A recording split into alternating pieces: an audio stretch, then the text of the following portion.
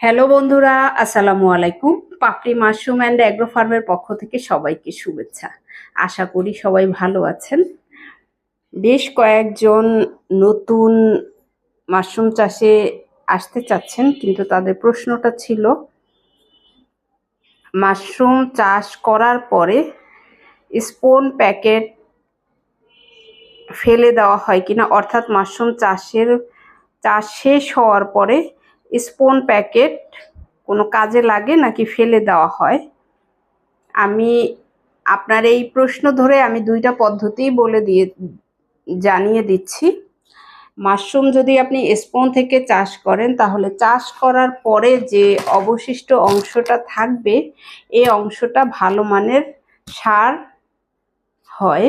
এটা যখন আপনি গাছে দিবেন, তখন আপনি এর উপকারিতা নিজেই উপলব্ধি করতে পারবেন।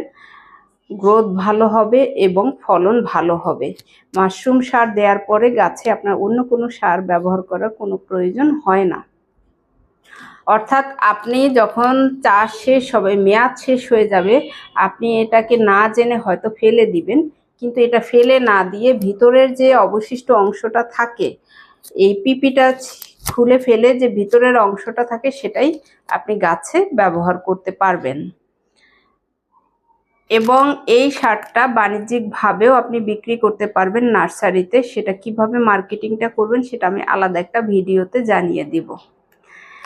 কিন্তু যখন আপনি খড়ের সিলিন্ডার করবেন, সেটা আপনি সার হিসেবে ব্যবহার করতে পারবেন না, সেটাকে আপনি গরুকে খাওয়াতে পারবেন। তাহলে আপনার গরুর যে পুষ্টি, খাবার থেকে যে পুষ্টিটা পায়, বরং সে গরুতে পুষ্টি পাবে, কিন্তু ওটা কোনো সার হিসেবে ব্যবহার করা হয় না।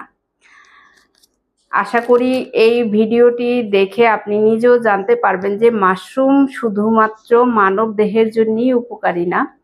এটা যখন অবশিষ্ট অংশটা ফেলে দেওয়ার চিন্তা করছেন, ফেলে না দিয়ে সেটাকে সার হিসেবে ব্যবহার করতে পারবেন এবং গরুর খাদ্য হিসেবে ব্যবহার করতে পারবেন। সিলিন্ডারের যে খড়টা থেকে যাবে, সিলিন্ডার এবং খড় দুইটা আলাদা কাজে ব্যবহার করা হয়।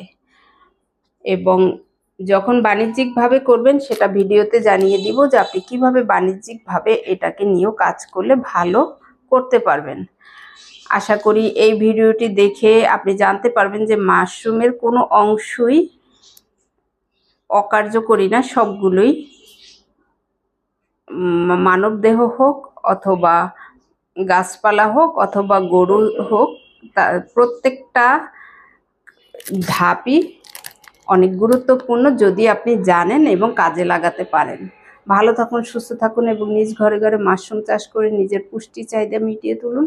ভালো থাকুন, আল্লাহ হাফেজ।